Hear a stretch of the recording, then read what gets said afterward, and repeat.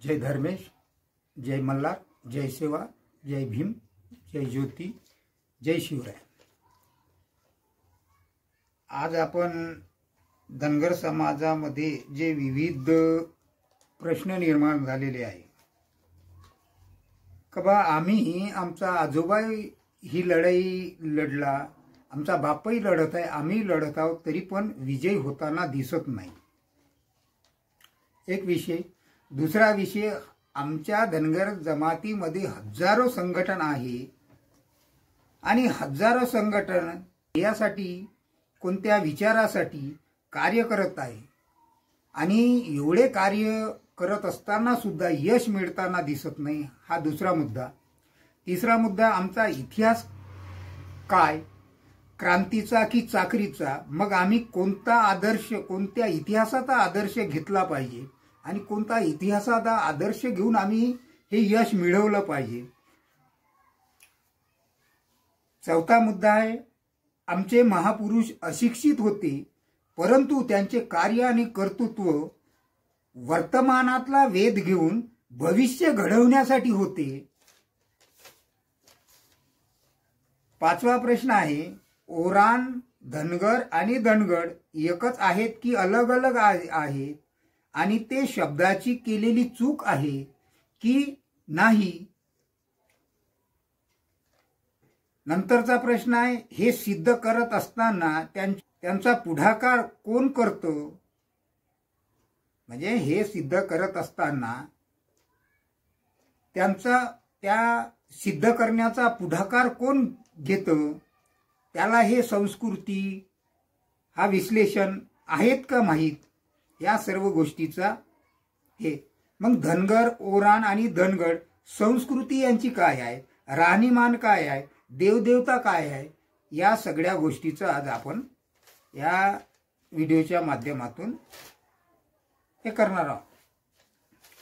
आता आमचा बापही लढाई लढला, आमचा आजोबाही लढाई लढत आहे, आम्ही आज हजारो संघटन तयार करून धनगर एसटी आरक्षणाची लढाई लढत आहोत, तरी पण विजय होताना दिसत नाही।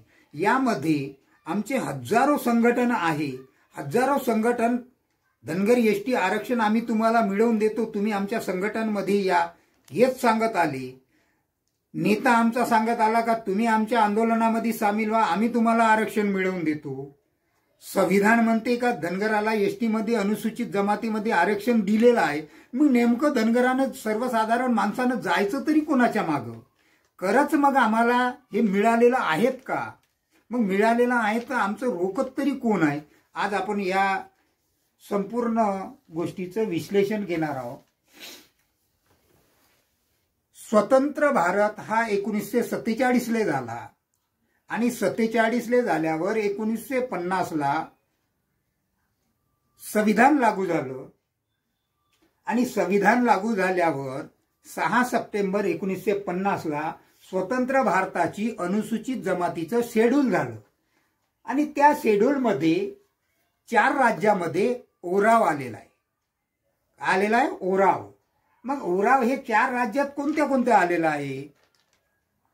तर वेस्ट बंगाल, पश्चिम बंगाल, बिहार आणि सीपियान बेरार या 4 राज्यामध्ये ओराव आलेला आहे। या राज्याच्या अनुसूचित जमातीच्या शेड्यूल मध्ये ओराव हे नाव दर्ज आहे, परंतु त्याच्या पुढे काका कालेकर आयोगाची स्थापना झाली 1953 ला आणि त्यांची पाहणी, त्यांच्या जमातीची राहणीमान, या सर्व पाहणी झाल्यावर त्यांचा रिपोर्ट जेव्हा 1955 ला सबमिट झाला, तो काका कालेलकर आयोग लागू झाला नाही किंवा सरकारनं लागू केलेला नाही, परंतु त्याच्या पुढच्या याच्यामध्ये पाहू का खरंच आमचा शब्दछल झालाय का? तर धनगराला अनुसूचित जमातीचं आरक्षण हे मिळालेलं आहेत का? तर लोकसभेमध्ये 8 नंबरचं बिल आहे, 1956 ला ते बिल सादर करून त्या बिलावर चर्चा करून, अमेंडमेंट करून ते सभागृहात पास करून घेतलं आणि त्या बिलाला पुढे नंबर भेटला 63/1956 आणि मग त्याच्यावर आदेश काढला 25 सप्टेंबर 1956ला आणि तो आदेश काढून सीपीएन बेरार, बांबे ओराव, धनका, धनगड हे शब्द अनुसूचित जमातीच्या शेड्यूलमध्ये आले। आता याच्यावर 29 ऑक्टोबर 1956ला मॉडिफिकेशन झालं व त्याचं नोटिफिकेशन झालं आणि सीपीएन बेरार व धनका, धनगड हे अनुसूचित जमातीच्या शेड्यूलमध्ये शब्द आले। आता हे जेव्हा 1956चं जे हे शेड्यूल तयार करताना, हे बिल तयार करताना याच्यामध्ये कोणत्या आधारे तयार केलं याच्यावर आपण जर नजर टाकली तर केंद्र सरकारनं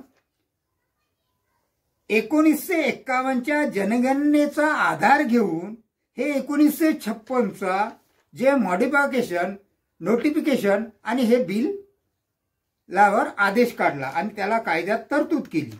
मग 1951च्या जनगणनेला आरजीआयची मान्यता आहे, त्यामुळे 1951च्या जनगणनेच्या लोकसंख्येच्या यादीमध्ये धनगडाची लोकसंख्या दर्शवलेली नाही, परंतु ओराव धनगराची लोकसंख्या दर्शवलेली आहे आणि नेमकी चूक इथंच झालेली आहे। आता पुढे जर बघितलं तर ओराव धनगड हा शब्द 1956ला धनगड हा शब्द आला, त्याच्या पहिला ओराव होता आणि ओरावचा समानार्थी शब्द सुप्रीम कोर्ट म्हणते का ओरावचा समानार्थी शब्द धनगर आहे। आता हे काय म्हणते ते आपण पुढे याच्या समोर बघू, परंतु शासन व प्रशासनाने वर अन्याय करण्यासाठी, अत्याचार करण्यासाठी किंवा त्यांचं उज्ज्वल भविष्य घडूच नये या प्रक्रियेसाठी किंवा धनगरावर पुन्हा एक घोंगडं टाकून झोपून ठेवण्यासाठी शासन आणि प्रशासनाने 1961च्या जनगणनेमध्ये एक व्यक्ती धनगड दाखवला, एक व्यक्ती। पुढे 1971च्या जनगणनेमध्ये एक व्यक्तीच दर्शवला, म्हणजे 10 वर्षानंतर सुद्धा एकच व्यक्ती दर्शवला। त्यापुढे 1981च्या जनगणनेमध्ये 70,984 व्यक्ती दर्शवले, म्हणजे 10 वर्षात कमीत कमी कितीतरी पटीने हा एक व्यक्ती कितीतरी लोकसंख्येला जन्म दिलेला आहे। दुसरी गोष्ट 1991च्या जनगणनेमध्ये 96,542 व्यक्ती दर्शवलेली आणि त्यानंतर 2001च्या जनगणनेमध्ये ते पुन्हा रिटर्न कमी झाले, 28,931 व्यक्ती दर्शवले। म्हणजे घोड किती मोठा करायचा हे सुद्धा शासन आणि प्रशासनाला समजलं पाहिजे होतं, परंतु कितीतरी पोटामध्ये खंजीर खुपसून या धनगराचा जीव घेण्याची पाडी या शासन आणि प्रशासनानं केलं, हे आपल्याला वरील जनगणनेच्या नुसार, आमच्या लोकसंख्या दर्शवल्याच्या नुसार हे आपल्याला सिद्ध होतात। परंतु या शासन आणि प्रशासनाची ही आकडेवारी बोगस आहे आणि बोगस आकडेवारी दर्शवून धनगर समाजाचं या शासन आणि प्रशासनानं खच्चीकरण केलं किंवा त्यांना विकासापासून कोसो दूर घेऊन जाण्याचा प्रक्रम केलं, म्हणजे संविधानाच्या विरोधी कार्य केलं। आता हे झाल्याच्या नंतर क्षेत्रबंधन हटवलं आणि हे क्षेत्रबंधन हटवत पर्यंत सीपीएन बेरारचे जे धनगर होते, जे महाराष्ट्रामध्ये सामील झाले, या विदर्भातले जे पूर्वीचे 8 जिल्हे, आताचे 11 जिल्हे, या जिल्ह्यामध्ये जे सीपीएन बेरार मधून आलेले धनगर होते, या धनगराला अनुसूचित जमातीचं प्रमाणपत्र पूर्वी 1984 पर्यंत ते मिळत होतं। परंतु 20/9/1976ला क्षेत्रबंधन हटवलं आणि क्षेत्रबंधन हटवल्याच्या नंतर म्हणजे विदर्भातला माणूस जर पश्चिम महाराष्ट्रामध्ये राहिले गेला असेल त्यालाही ते सोयी सुविधा मिळावी या हिसाबाने हे क्षेत्रबंधन हटवलं।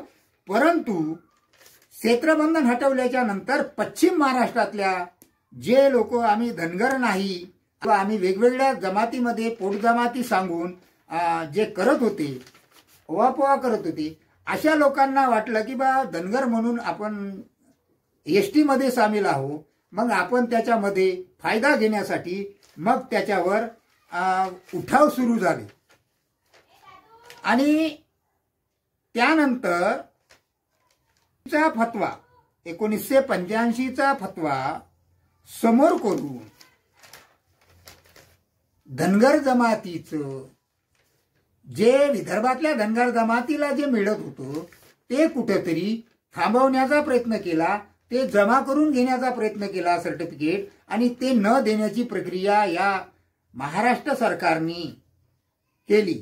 परंतु याच काळामध्ये 1980ला ज्या भैयाराव मुंडांनी SC STच्या ज्या जमाती होत्या त्या जमातीमध्ये समानार्थी शब्दाच्या ज्या जाती आढळत होत्या त्या जातीला त्या शेड्यूलमध्ये योजनेमध्ये फायदा मिळत नसल्यामुळे त्यांनी सुप्रीम कोर्टामध्ये याचिका दाखल केली, प्रेयर दाखल केली, आणि त्या प्रेयरवर त्यांनी सांगितलं का बा SC ST मध्ये समानार्थी शब्दाच्या जाती जमाती आढळत आहे, परंतु त्यांना त्या SC STचा शेड्यूलचा फायदा मिळत नसल्यामुळे हे पिटिशन दाखल केली होती. मग या पिटिशनवर सुप्रीम कोर्टाने केंद्र सरकारला विचारणा केली का बा अशा प्रकारची पिटिशन दाखल झालेली आहे, या पिटिशनवर SC ST मध्ये समानार्थी शब्दाच्या जाती आढळत आहे, परंतु त्यावर त्यांना त्याचा शेड्यूलचा लाभ मिळत नसल्यामुळे या जमातीचं तुमचं म्हणणं काय. तर त्या काळामध्ये केंद्र सरकारनं एक ॲफिडेव्हिट दिलं की या समानार्थी शब्दाच्या ज्या जाती आहे या त्याच आहे, परंतु त्यांचा शब्दाच्या समानार्थी असल्यामुळे त्यांना तो लाभ मिळत नाही, परंतु आम्ही ते लाभ देतो, अशा प्रकारचं त्यांनी एक ॲफिडेव्हिट दिलं. आणि ते ॲफिडेव्हिट दिल्याच्या नंतर सुप्रीम कोर्टानं आदेश केला आणि तो आदेश सर्व भारताला लागू झाला. आणि त्यामध्ये स्पष्टपणे अशा काही जातीचा उल्लेख आहे, त्यामध्ये ओरावचा समानार्थी शब्द धनगर DHANGAR स्पष्ट लिहिलेला आहे. परंतु या महाराष्ट्र गव्हर्नमेंटनं 85चा फतवा समोर करून धनगराचं खच्चीकरण करण्याचं कार्य तिथं महापाप केलेलं आहे. मग हे जर 1980ला आम्हाला मिळालं असेल आणि तो न्याय आम्हाला मिळत असेल तर मग तो बंद का केला, आणि हे बंद करून आम्हाला त्या 86 पासून तर 89 पर्यंत आम्हाला OBC मध्ये सामील केलं. आणि महाराष्ट्रामध्ये OBC मध्ये अंगावर येते बा हे महाराष्ट्र गव्हर्नमेंटला कळलेल्याच्या नंतर त्यांनी मग 89 ते 92च्या काळामध्ये आम्हाला NTC असंविधानिक दर्जाचं असं NTC म्हणून आम्हाला त्याच्यामध्ये सामील केलं. परंतु या NTCची आमची कुठलीही विदर्भातल्या लोकांची मागणीच नव्हती, कारण ते आरक्षण नेमकं CPN बेरारचं आहे. आणि CPN मध्ये बेरारमध्ये जे धनगर पूर्वी मध्य प्रांतातून आले आणि मध्य प्रांतातून आलेल्या धनगराला पूर्वी मध्य प्रदेशात जे सवलती मिळत होत्या त्या सवलती CPN बेरारमध्ये जे विदर्भामध्ये होते या लोकांना सुद्धा मिळत होत्या. परंतु या सरकारने त्यांच्यावर खच्चीकरण करून त्यांना त्यांच्या न्याय हक्कापासून वंचित ठेवण्याचं महापाप या सरकारनं केलं. आणि हे महापाप आमच्या सर्व लोकांच्या लक्षात यायला पाहिजे, किंवा हे जे काही डॉक्युमेंटरी आहे या सर्व गोष्टीचे ज्या माननीय अण्णा हजारे साहेबांनी जे आंदोलन करून आम्हाला RTIच्या माध्यमातून ते माहिती मिळवता आली आणि त्यांच्या आंदोलनामुळे ते RTI लागू झाला आणि आम्ही आज माहिती काढून त्याच्यावर आम्ही सबूत सहित मांडू शकतो. परंतु त्याच्यापूर्वी असं काही नव्हतं.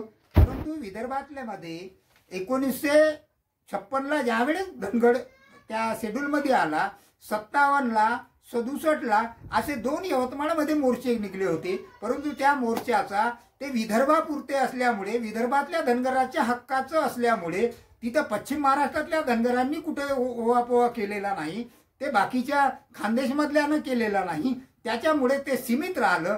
परंतु क्षेत्रबंधन हटवल्याच्या नंतर सर्व धनगराला असं वाटलं की आता हे आम्हालाही मिळू शकतात, म्हणून सर्वांनी त्याच्यामध्ये उड्या घेतल्या, असं चित्र कुठेतरी दिसत आहे. आणि हे चित्र आहे, ठीक आहे, तुम्ही जर धनगर असाल तर तुम्हाला मिळालंच पाहिजे. परंतु आजही जो विषय मांडताना सीपीएन बेरारचा कुठलाही धनगर या विदर्भातला, ज्या विदर्भामध्ये एकूण कमसे कम 62 ते 63 विधान परिषदा आहे, मग या 62 ते 63 विधान परिषदेमध्ये एकही धनगड प्रतिनिधित्व करत नाही किंवा एकही धनगडाला तिथं जागा मिळत नाही किंवा त्यांना येऊ देत नाही, हे असं षडयंत्र रचत आहे. आणि हे षडयंत्र रचून जो विषय मांडणारा व्यक्ती आहे त्याला कुठेतरी खाली दाबवण्याचा प्रयत्न करत आहे. आणि ज्याला माहीतच नाही तो व्यक्ती पुढे पुढे पुढे पुढे करत आहे. परंतु तो पुढे पुढे करून सुद्धा त्याला परिपूर्ण माहिती नसल्यामुळे तो हा विषय परिपूर्ण मांडूच शकत नाही आणि त्याच्यामुळे धनगराला न्याय मिळत नाही. आता धनगरामध्ये अशी, सर्वसाधारण धनगरामध्ये अशी एक मानसिकता झालेली की बाबा आम्हाला न्याय मिळत नाही, खरंच आम्हाला न्याय मिळेल का, आम्ही करावं काय. म्हणून कुठेतरी धनगरांनी आम्ही योग्य दिशेने चाललो का, आम्ही जर योग्य दिशेने चाललो नसेल तर कुठेतरी आपण त्यावर थांबून चिंतन आणि मनन केलं पाहिजे. आमचा बापही लढला, आजोबाही लढला, पंजोबाही लढला, तरी आम्हाला यश मिळत नाही, म्हणजे आमचं कुठेतरी चुकीच्या दिशेने चाललं असेल, म्हणून कुठेतरी थांबलं पाहिजे. आता काही लोक म्हणतात धनगड आणि धनगर एकच आहे. अरे हा एक चूक कोण केली का, जे संविधानाचे पाईक म्हणून पालकत्वाच्या भूमिकेमध्ये या नागरिकाची जबाबदारी ज्या प्रशासकीय अधिकाऱ्याची होती, त्यानं 61ला एक धनगड घुसवला, पुढे 71ला एक धनगड घुसवला आणि 71ला बरेचसे धनगड घुसवले. म्हणजे धनगराचं खर्चीकरण संविधानाचे पालकत्वाच्या भूमिकेमध्ये जे प्रशासकीय अधिकारी होते यांनीच तर केलं नाही. मग यांनी केलं तर याच्यावर शासनाने काय केलं, तर शासनानं सुद्धा त्याच्यावर पडदा टाकण्याचं काम केलं, म्हणून तर हे घडलं ना. नाही तर पूर्वी 42च्या यादीमध्ये, 1942च्या यादीमध्ये ज्या शेड्यूलमध्ये इंग्रजांनी जे बॅकवर्डचं शेड्यूल केलं त्याच्यामध्ये स्पष्ट धनगर आहे आणि त्याच्यामध्ये धनगर आहे. आणि धनगराचा इतिहास आहे का धनगर जंगलाशी निगडीत आहे, त्यांची संस्कृती जंगलाशी निगडीत आहे.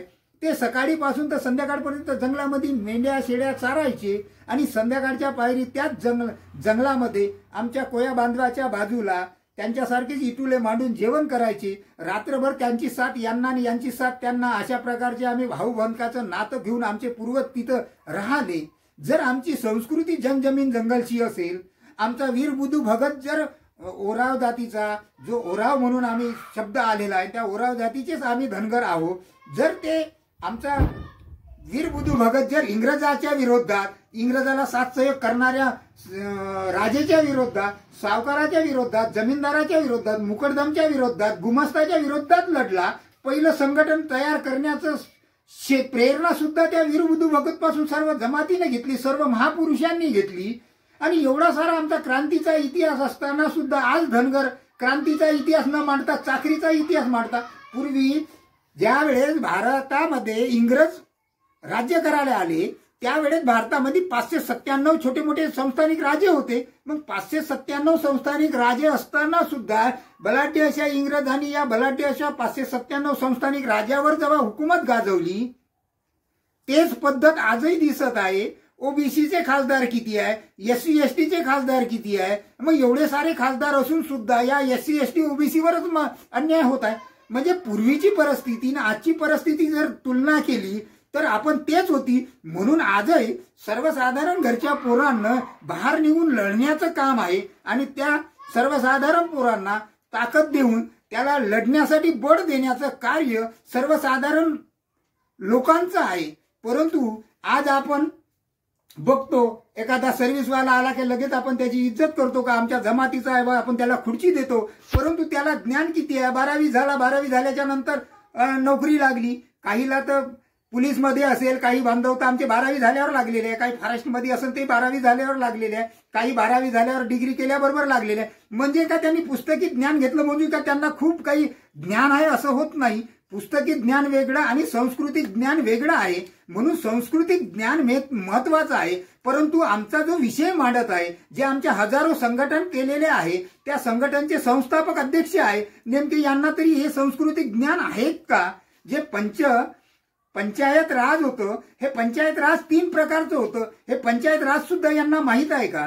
आमचे जे हाताचे बोट आहे, या बोटाची सुद्धा एक व्याख्या आहे त्या पंचायत राजमध्ये. परंतु यांना हे भूगोल माहीत नाही, इतिहास माहीत नाही. परंतु पुढे पुढे जाऊन आमच्या संघटन तयार करून काहीतरी आम्हाला मिळतात का, अशा आशेनं तरी आम्हाला भूलथापणा देऊन तरी नाही आमच्या संघटनमध्ये या, आम्ही तुम्हाला न्याय मिळवून देतो असे आम्हाला सांगून संघटन तयार करून पुढे आपला फायदा करून कुठेतरी कोण्या पक्षाचं एखादं महामंडळ मिळते का, कुठेतरी आम्हाला कुठे विधान परिषद मिळते का, अशासाठी तरी आमच्या जमातीतले नेते पैदा नाही आहे किंवा संघटन तयार झालेले नाही, अशी शंका कुठेतरी आम्हा सर्व धनगराला येते.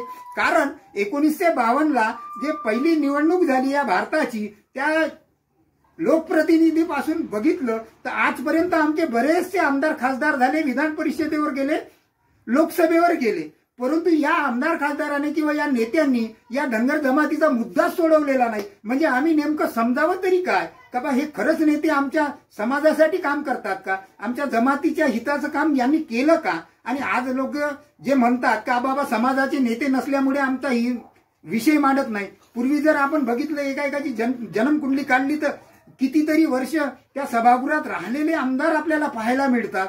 परंतु विषय सुटला नाही. का विषय सुटला नाही याच्यावर आपल्याला चिंतन करणे एकदम गोष्ट आहे. मी कोणाचा देश म्हणून बोलत नाही, परंतु सत्य परिस्थिती समोर आली पाहिजे. कारण खोट्याचा पर्दाफाश हेच चॅनलचं नाव आहे. हे काय आहे? कारण लोक आज जे खोटं पेरून राहिले, खोटं बोला पण बार बार बोला आणि दाबून बोला, अशी जी प्रक्रिया या लोकांनी धरलेली आहे. कारण हे तत्वहीन पक्षाचे सत्तालोभी लोकप्रतिनिधी आहे आणि त्या सत्ता लोभी लोकप्रतिनिधीला जे संघटन साथ सहयोग करतात, हे संघटने कुठेतरी त्यांच्याशी मिळलेलं आहेत का?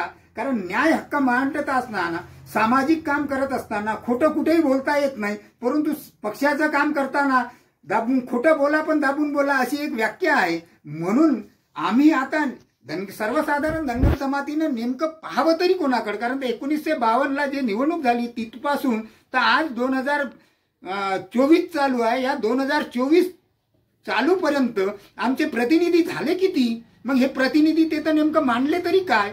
असा जर विषय घेतला ते या लोकप्रतिनिधीनं आमचा सखोल विषय मांडला नाही. आणि सखोल विषय मांडला नसल्यामुळे जे सबुताच्या आधारे, जे दस्तावेजच्या आधारे जे मांडणी व्हायची ते मांडणी झाली नसल्यामुळे किंवा विदर्भातल्या धनगराला कुठल्याही विचारलं नसल्यामुळे, यांना ते परिपूर्ण माहिती नसल्यामुळे किंवा विदर्भातल्या ज्या 62 ते 63 विधान परिषद आहे, या 62 ते 63 विधान परिषदाच्या संदर्भातून कुठल्याही एका धनगराला ते घेतलेलं नाही किंवा त्यांना ते लोकप्रतिनिधित्व दिलं नाही. आणि त्यामुळे हा विषय पेंडिंग पडलेला आहे. कारण विदर्भातल्या धनगराला कुठलंही विश्वासात न घेता किंवा त्यांच्याकडून कुठलीही माहिती न घेता मीच विदर्भातला म्हणून एक मांडणी करण्याचं कार्य जे चालू आहे हे कुठेतरी घातक आहे. म्हणून बाकी सर्व लोकांनी जे काही आहे हे सत्य परिस्थिती जाणल्याशिवाय आपण नेमकं काय केलं पाहिजे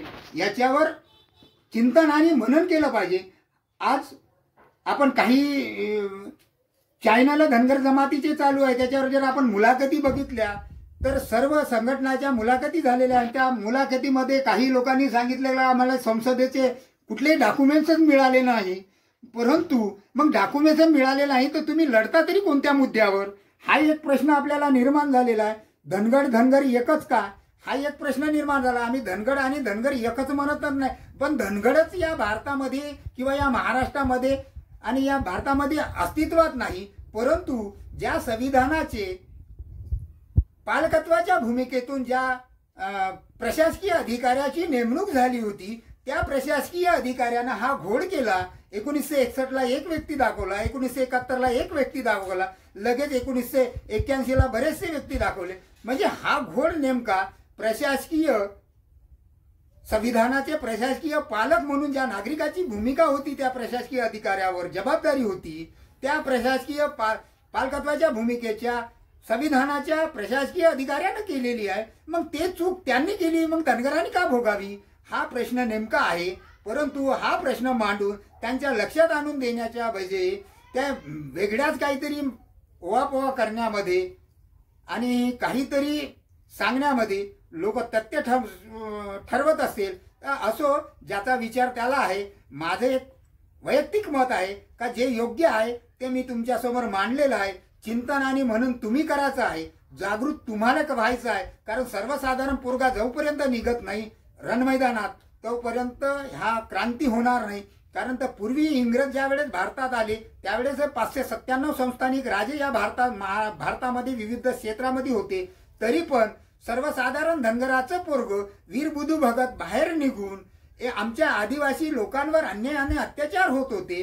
स्थायी बंदोबस्त लावून जमीनदाराला त्या जमिनीचा मालक बनवून टाकले होते. त्याच्यानंतर सावकार निर्माण केले, त्याच्यानंतर गुमस्ते निर्माण केले, त्याच्यानंतर मुकदम निर्माण केले, त्याच्यानंतर आमच्या बाया सुद्धा अगवा करून त्यांच्यावर अन्याय अत्याचार करण्याचं काम या लोकांनी केलं होतं. त्यांच्या विरोधात बंड केला. जे आमची पहाडा पंचायत व्यवस्था होती ते पहाडा पंचायत व्यवस्था बंद करून पुढे इंग्रजी कानून आणला. म्हणून कुठेतरी या सगळ्या कारणाच्या विरोधामध्ये त्या वीर बुधू भगतनं त्या काळात कुठल्याही हाताशी सामग्री नसताना सुद्धा एक असं विशाल संघटन तयार करून त्यांना पारंपरिक हतियार म्हणजे डांगी, तलवार, बलुवा, तीरकामटा, कुलाडी असं चालवण्याचं प्रशिक्षण देऊन एक निस्वार्थ म्हणजे कोण्याही सैन्यामध्ये भरती होताना, कोणत्याही राजाच्या सैन्यामध्ये भरती होत असताना ते पगारासाठी भरती व्हायचे. परंतु या वीर बुधू भगतच्या संघटनमध्ये कुठलाही स्वार्थ नसताना सुद्धा फक्त वर्तमानातला वेध घेऊन भविष्याच्या उज्ज्वल भविष्यासाठी हे लढाई लढण्यासाठी कुठलाही मोबदला न घेता लोक संघटनमध्ये आले. आणि त्या संघटनचा धसका एवढा मोठा या ब्रिटिशाला बसला की त्या वीर बुधू भगत जोपर्यंत या धर्तरीवर जिवंत होते तोपर्यंत ब्रिटिशाला त्या झारखंडच्या रांची जिल्ह्यामध्ये बसस्थान बसवता आलं नाही. उलट त्या वीर बुधू भगतवर 1000 रुपयाचं इनाम घोषित करून त्याला जिंदा या मुर्दा पकडण्याचं फरमान सोडलं. परंतु लोकांना ते सुद्धा मान्य झालं नाही, कारण त्यांना बुधू भगत प्यारी होते. म्हणून त्या 1000ला कोणीही लोकांनी बळी दिला नाही आणि कोणी त्याचा अतापता सांगितला नाही. म्हणून ब्रिटिश कमिशनरनं एक एक ऑफिसरला एक फरमान देऊन बनारसच्या राजाची फौज, मुखर्दमची फौज, सावकाराची फौज, जमीनदाराची फौज, गुमस्त्याची फौज आणि ब्रिटिशाची फौज अशी फौज घेऊन त्याच्या गाव शिलाई गावला घेरून त्यांच्यावर अन्याय आणि अत्याचार त्या बायावर, त्या बुजुर्ग लोकांवर अशी लढाई कमसे कम 160 लोकांनी 9 ते 10 दिवस लढली. परंतु ब्रिटिशाला हतबल करून सोडले होते. ब्रिटिशाला वाटलं कुठे आता आम्ही पुन्हा पराजित होतो का काय का, म्हणून कुठेतरी त्या बायावर, त्या बुजुर्ग माणसांवर आणि त्या लहान लहान मुलांवर, त्यांच्या घरांवर, त्यांच्या गुराढोरांवर गोळ्या झाडून ते निस्तनाभूत करण्याचं पाप या ब्रिटिशाने केलं. आणि त्या ब्रिटिशाला साथ सहयोग करणाऱ्या लोकांनी केलं. आणि त्या ठिकाणी आमचे जे ओराव समाजाचे वीर बुधू भगत व त्याचे सर्व कुटुंब, मुलगा हलदर गिलदर, मुली रुनिया झुनिया, पत्नी पुतणे, भाऊ हे सर्व कुटुंब शहीद झालं. आणि ते शहीद झाल्याच्या नंतर त्याला सुद्धा त्या रांचीमध्ये आणून त्याची मुंडी त्या कमिशनरला पाठवून तो जोपर्यंत मुंडी परत येत नाही तोपर्यंत त्याच्यावर अंतिम संस्कार केले नाही. आणि बाकीचे त्याचे जे मुलांचे होते, ज्या मुलांचे होते यांचे शिर काडीमध्ये लटकवून त्या रांचीच्या हजारीबागच्या बाजारामध्ये घुमवले. एवढा तिरस्कार या इंग्रजांनी केला होता. कारण तो कुठलाही आदिवासी समूहातला माणूस व्यक्ती हा लढाईसाठी निघला नाही पाहिजे आणि आम्हाला ब्रिटिशाला मुबलक असं सत्ता मिळवता आली पाहिजे, याच्यावर अन्याय अत्याचार करता आलं पाहिजे या उद्देशाने त्यांनी तो अन्याय अत्याचार केला. मग एवढा अन्याय अत्याचार, एवढे त्यागी जर आमचे धनगराचा क्रांतीचा इतिहास असेल तर मग आम्ही आज तो क्रांतीचा इतिहास मांडतो का? त्या महापुरुषाची जयंती साजरी करतो का? त्या महापुरुषाची पुण्यतिथी साजरी करतो का? मग का करत नाही? आम्ही पूर्वी तर ओराव म्हणूनच सामील झाले, आत्ता धनगर म्हणून राहिले. मग कुठेतरी आम्हालाही त्या योग्य दिशेनं जावं लागेल, तो इतिहास मान्य करावा लागेल. तेव्हा कुठं आम्ही आमच्या हक्काचं मिळवू शकतो. आज जर आपण बघितलं भाऊ भावाला हिस्सा द्यायला थोडासा कमी करत असते. म्हणून जे हक्क पाहिजे सारेच दान करते, रक्षा तुझी न माझी संविधान करते, संविधान करते. त्या संविधानाच्या माध्यमातून 1950च्या शेड्यूलच्या माध्यमातून जे ओराव आहे, ओरावचा समानार्थी शब्द सुप्रीम कोर्टाने दिलेला धनगर आहे, हे सर्व दस्तऐवज दाखवून आपण आपली जे विजयाची घोषणा सरकारसमोर मांडून आपण त्या विजयापर्यंत पोहोचू शकतो. एवढीच तुमच्याकडून आशा आणि अपेक्षा करतो का हा व्हिडिओ जास्तीत जास्त लोकांपर्यंत पोहोचवण्याची जबाबदारी तुमच्यावर देतो. आणि या व्हिडिओला जास्तीत जास्त लाईक करा आणि सबस्क्राईब करा आणि लोकांपर्यंत पाठवा. याच्यावर चिंतन करा आणि ठरवा का आपल्याला क्रांती करायची, क्रांतीचा इतिहास मांडायचा की चाकरीचा मांडायचा. याच्यावर हे सर्व जबाबदारी तुमच्यावर सोडतो आणि थांबतो. जय मल्हार.